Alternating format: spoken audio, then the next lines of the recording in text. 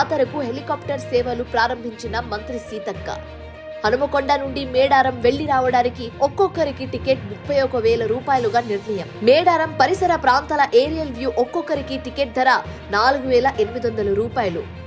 మేడారం అభివృద్ధి కోసం 251 కోట్లు కేటాయింపు. మున్సిపల్ ఎన్నికలపై కాంగ్రెస్ ఫోకస్. సచివాలయంలో కీలక భేటీ. మహబూబాబాద్ పార్లమెంటు పరిధిలోని 7 మున్సిపాలిటీల లక్ష్యం. మంత్రి పొన్నం ప్రభాకర్ నేతృత్వంలో వ్యూహరచన. మహబూబాబాద్ లో మంత్రి పర్యటనలో శ్రేణులకు దిశానిర్దేశం. వసంత పంచమి వేళ ఇంద్రకీలాద్రిపై విద్యార్థుల కోలాహలం. ఇంద్రకీలాద్రిపై అక్షరార్చన సరస్వతి దేవిగా కొలువుతీరిన దుర్గమ్మ. అమ్మవారి దర్శనానికి వచ్చిన 25,000 మంది విద్యార్థులందరికీ పెన్నులు, కంకణాలు, ప్రసాదాల ఉచిత పంపిణీ. అనకాపల్లి జిల్లాలో సీఎం పేషీ పేరుతో జరిగిన భారీ ఉద్యోగాల మోసం.